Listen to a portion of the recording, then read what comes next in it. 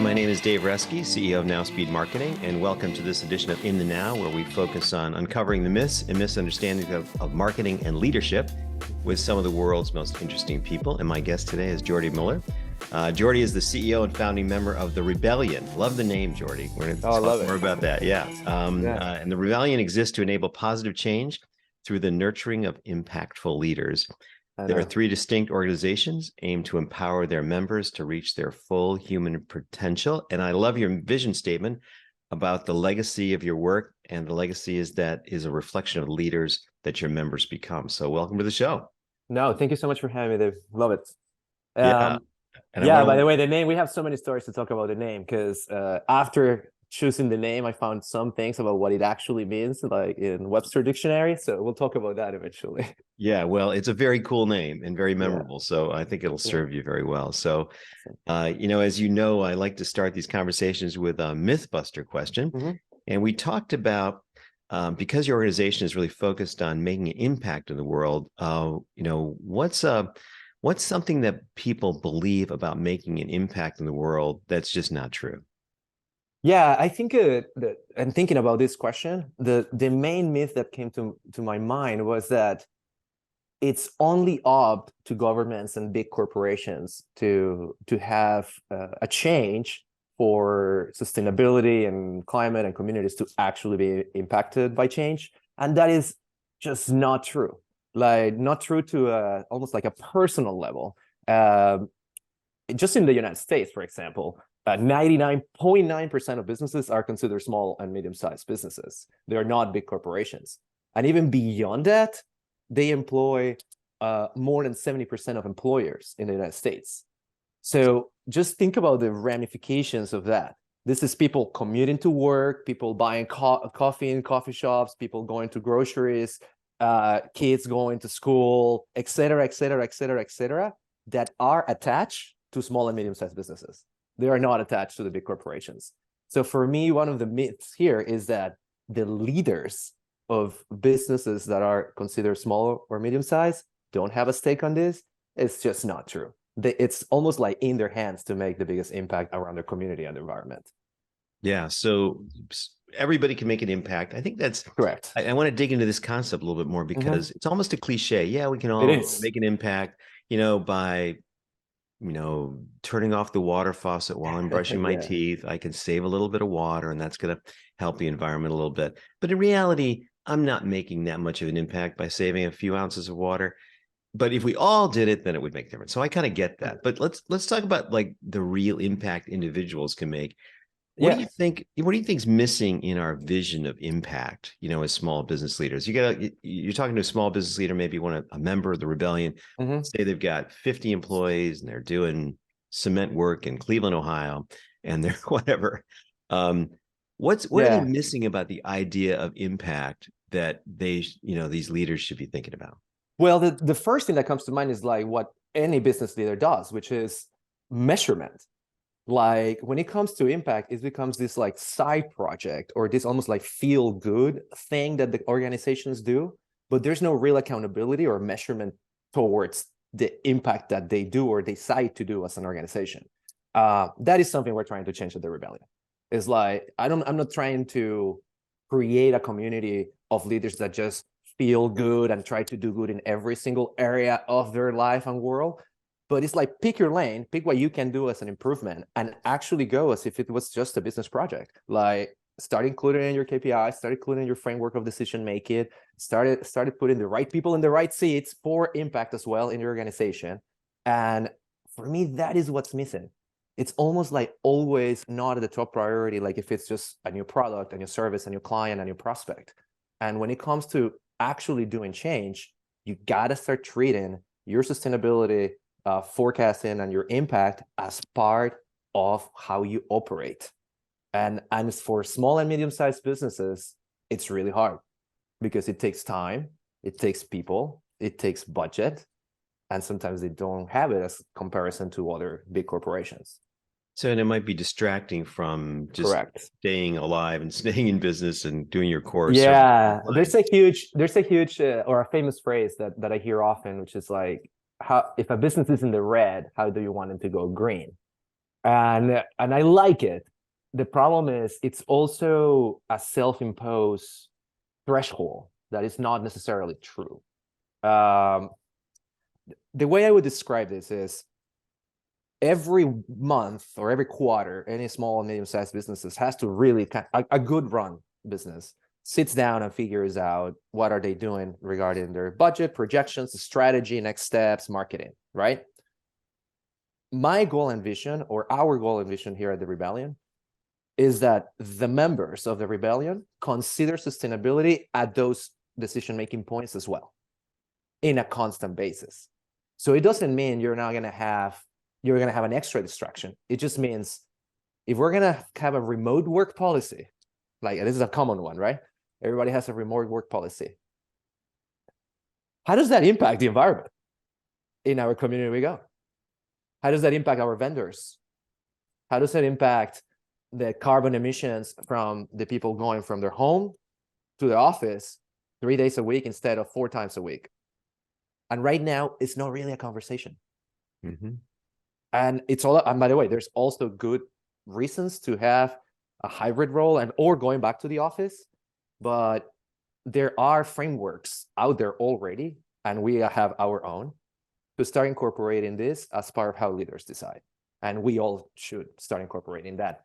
And yes, what you mentioned originally, the addition of 1 + 1 + 1 + 1 + 1 and multiplies, and the multiplier effect of this does have a big change.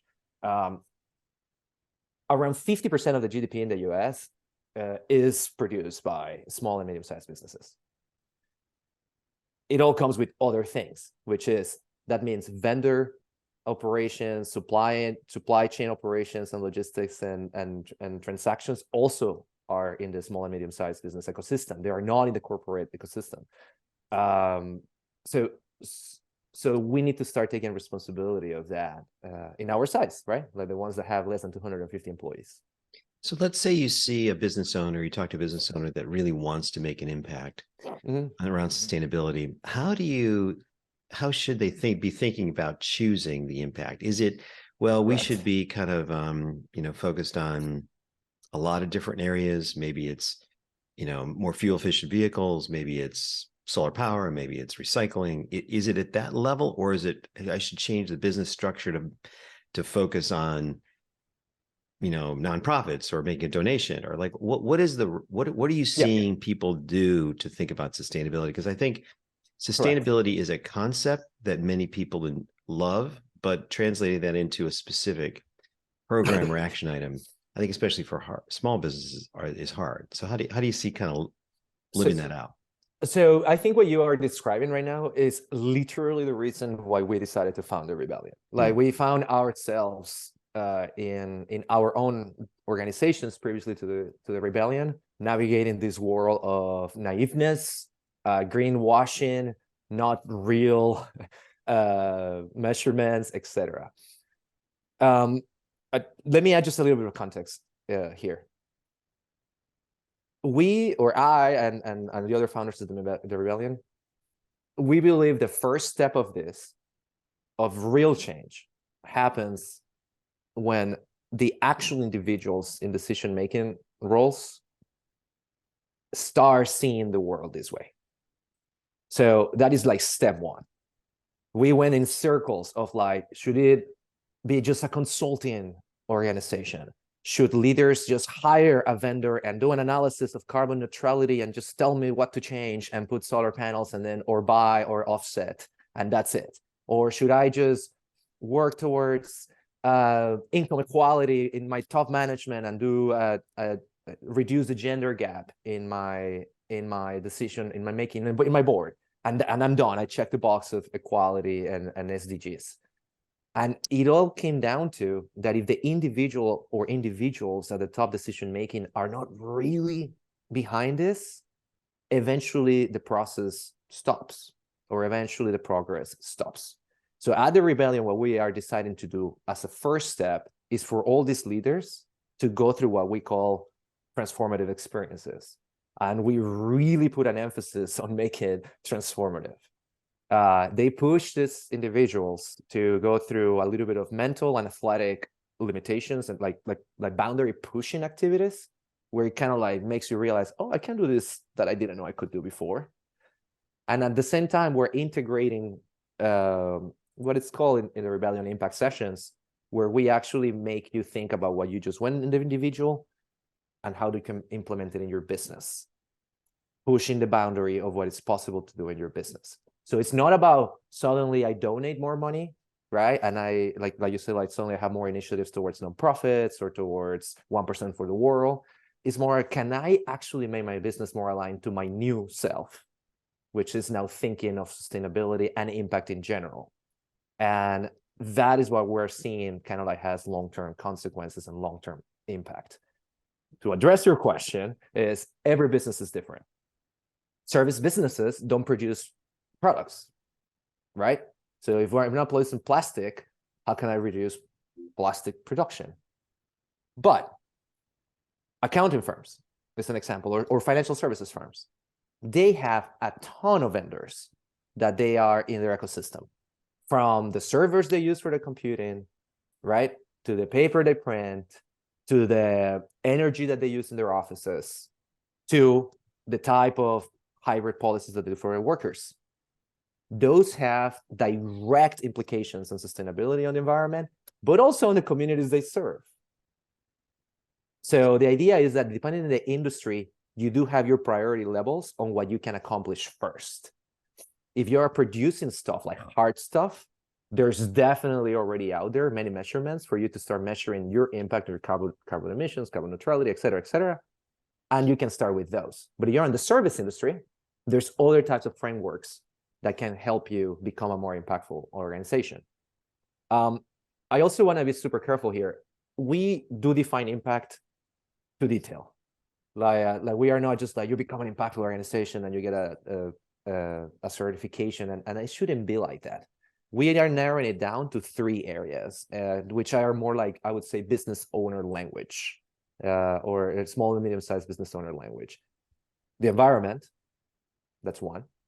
The communities you serve.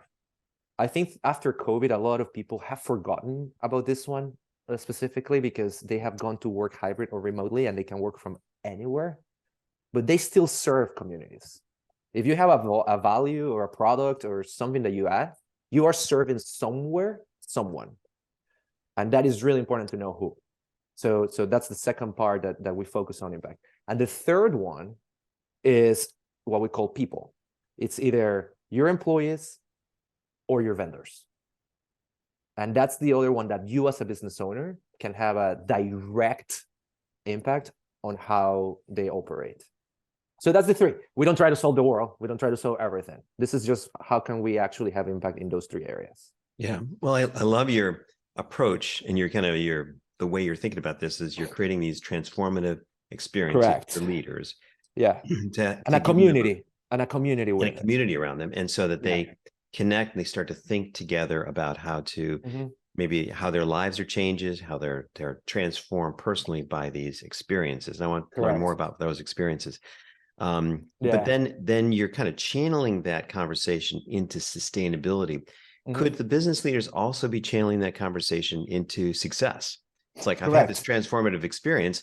Now I know how to make my cement company more competitive, and I can pour more cement, and I can think about like being more successful. And that's going to be good because that's going to serve my clients, allow better construction. I'm just using that as an example. Hire more employees, pay better people. Maybe that indirectly serves the community. So is it necessary that your success with your leaders translates into sustainability, or can it just translate into business success, or do you care? Well, I don't see them as just mutually exclusive. What we're seeing already is that a lot of what you thought your competition was before, when you attend these experiences, you realize that the world changes fast. And if you were a cement company before, the guy that now in India that has a company that does a cement alternative out of plants, because those companies exist today, could be a collaboration.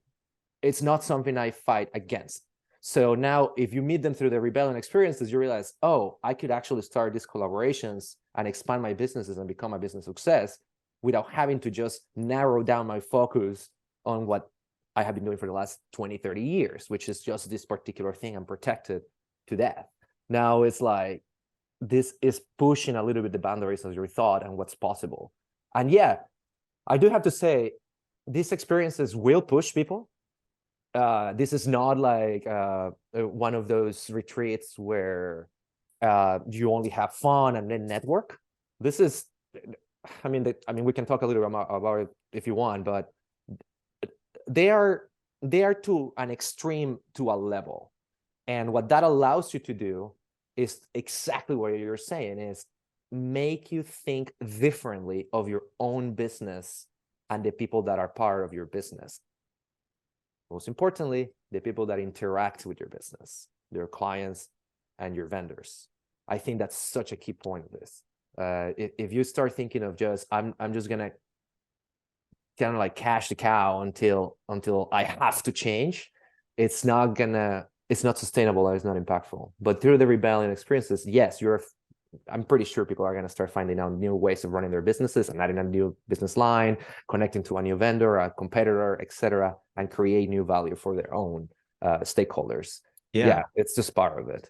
Absolutely. Yeah. So let's talk about those transformative experiences. Yeah. That seems like a core about what you're doing. It is now, yeah. It sounds like a key piece of letting people think differently about maybe themselves, their business, sustainability, community, the environment, everything, right? So Correct. Tell me about how you use these experiences.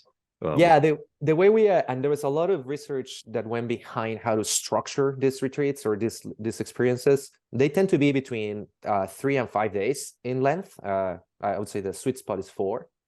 And they are divided in kind of like 2 huge segments. Every single day is divided morning and afternoon, simple. But the mornings is what we call the immersive activity. And that immersive activity is something where people like you, David, would go. And like, let's say, I don't know if you have ever free dive. I have not. So I'm terrified to free dive. It's one of those things that going underwater with no like assistance, it's just against my nature. Now I climb. So I'm not scared of heights, but I'm scared of going down. And like that, apparently 99% of people have never free dived in the world. Now, during these experiences, that's just one of the activities you're going to have to do. Now, the way we are doing it is we're bringing the most qualified people in the world to be able to assist you with this. This is kind of like where the business leader has to trust another successful individual in their field, because that's how it works, right? It's a transfer of trust. Mm-hmm. And then you yourself as a business leader or decision making in your organization, push yourself to do this. You come out, accomplish it. And in the afternoons, we have what it's called impact sessions. Based on what the activity you did that morning, you come and now bring it into a business related workshop and framework where you actually like say, okay, this is great, but like, how does this help me in my business? Oh, this is exactly related to how we run operations. This is exactly how we choose our clients. This is exactly how we choose our employees. Oh my God. Like, and there's a whole framework about how to implement that. But it starts with the morning where you actually got yourself a little bit like your brain kind of opens a little bit to what's possible to do and you do it.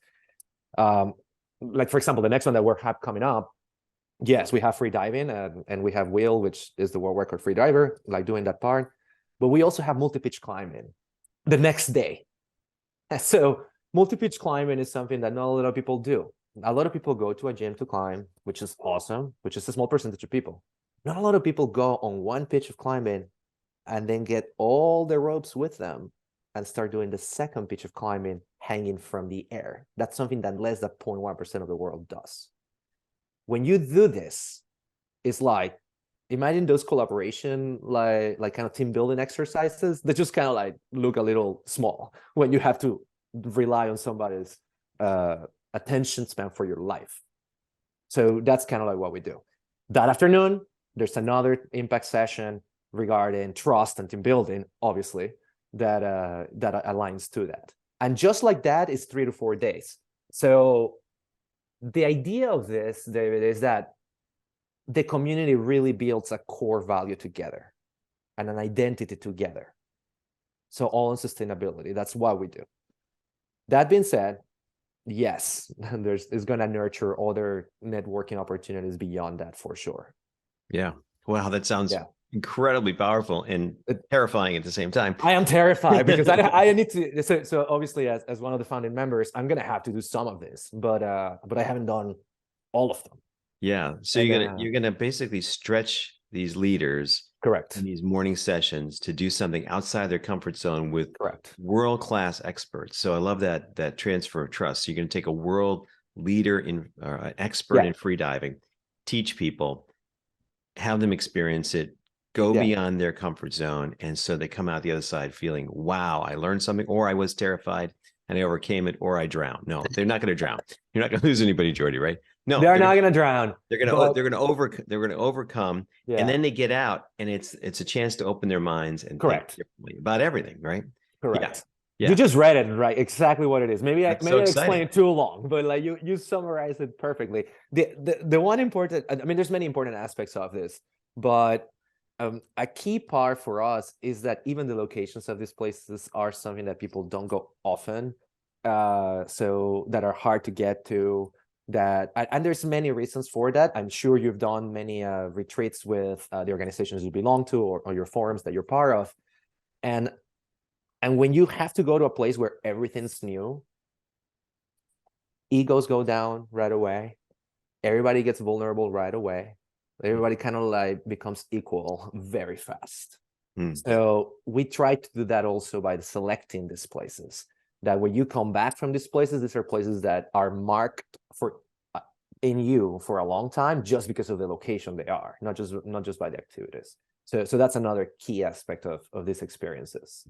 Yeah, well, it sounds incredibly fun, challenging, and I love your vision about like the transformation of the leaders. I would imagine that it might be easy to think about, and maybe I'll personalize it. It's easy for me to think about simple steps my business could take if I wanted to around sustainability.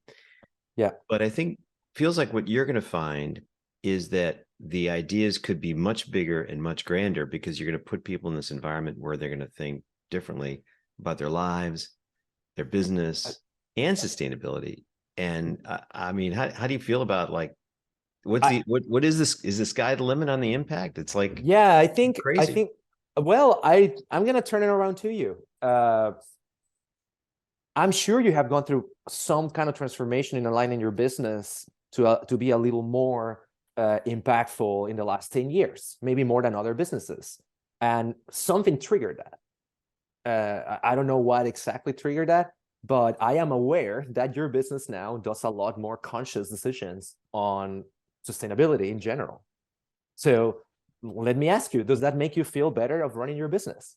Yeah, absolutely. I think one of the things that we did last year is we've done a lot of things, but last year we redefined our mission is to make a difference in the world through the work of our clients. And we actually give an award to our clients. It's called the Change the World Award.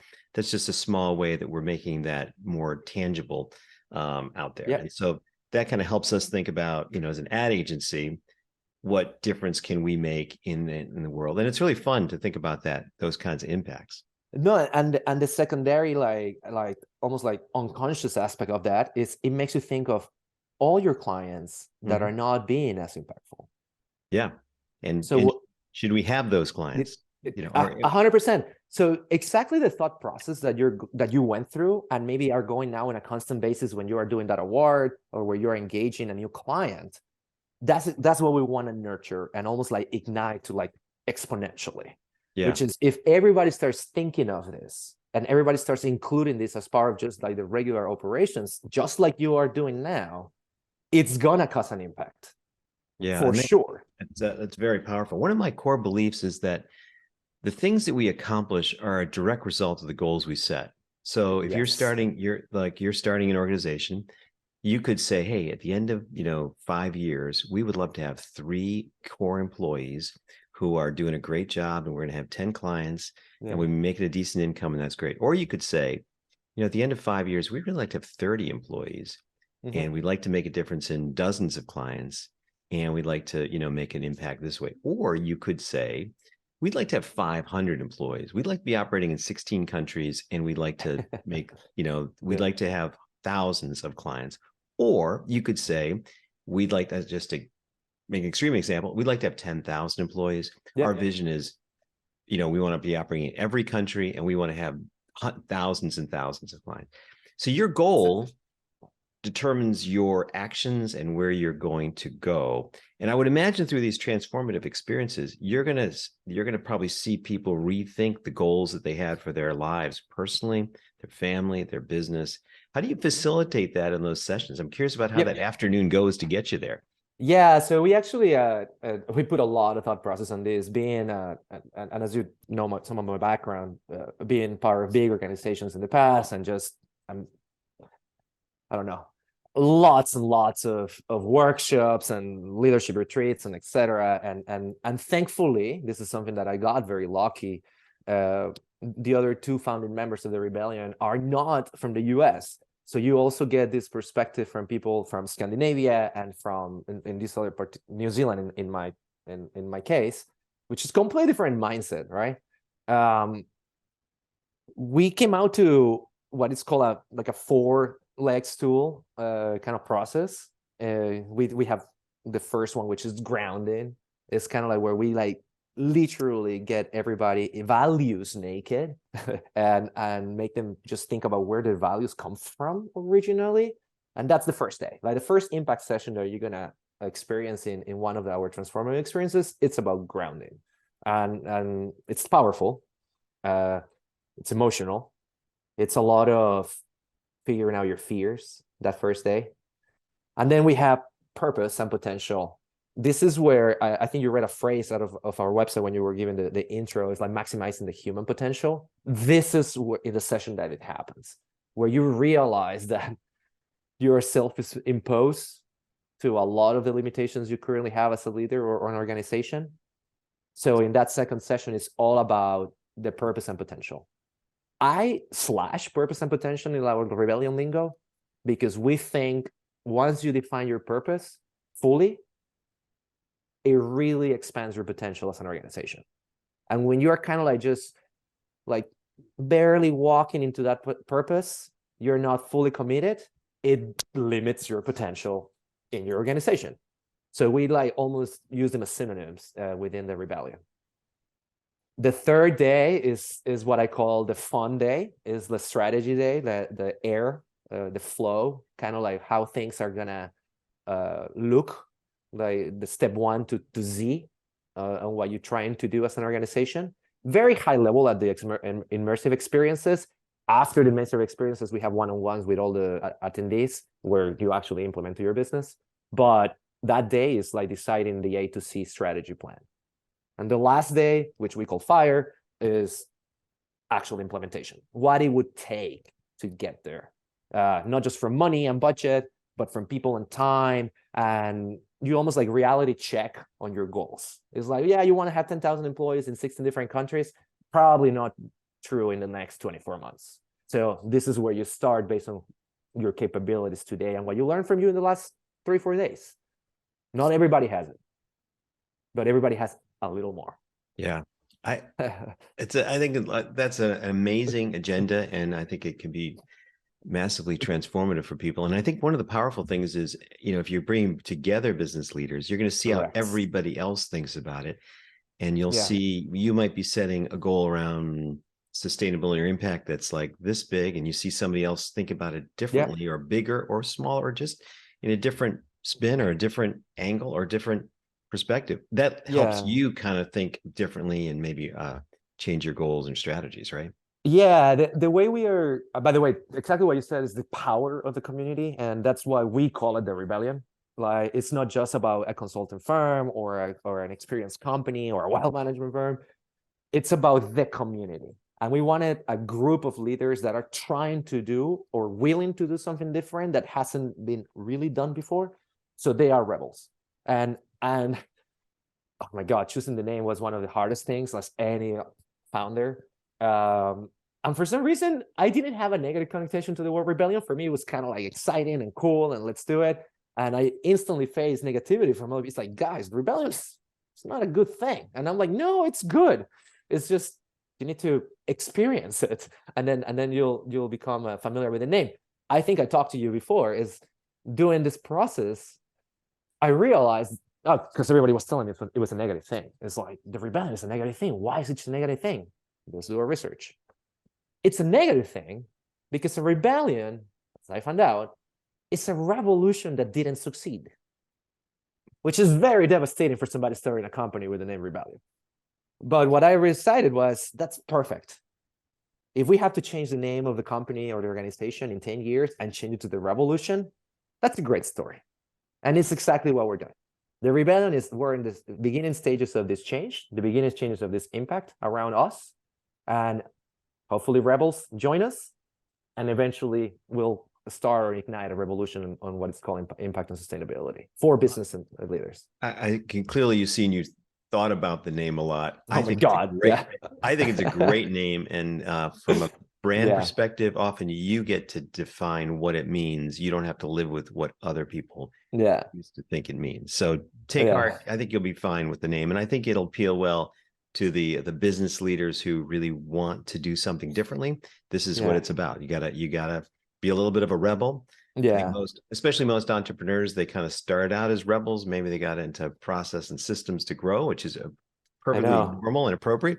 But they still have that rebel at heart. So By the way, I do want to say a couple of things. Like what you just described is a very common thing that I see around now. Now that I'm engaged with a lot of businesses.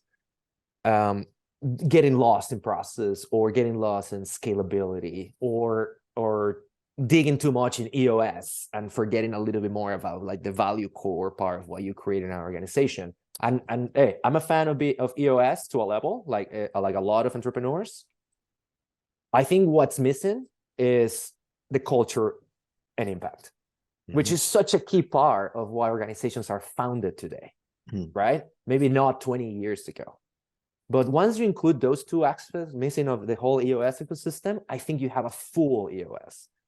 And a lot of people are trying to do it. The problem is they're not at the same level. They have to be at the same level as the people you choose, the operations, the systems. And if you don't do it, they're missing out. The one revolutionary thing that we're doing, and I'm just going to put it out there, that I think it's important, is attending an experience is a membership.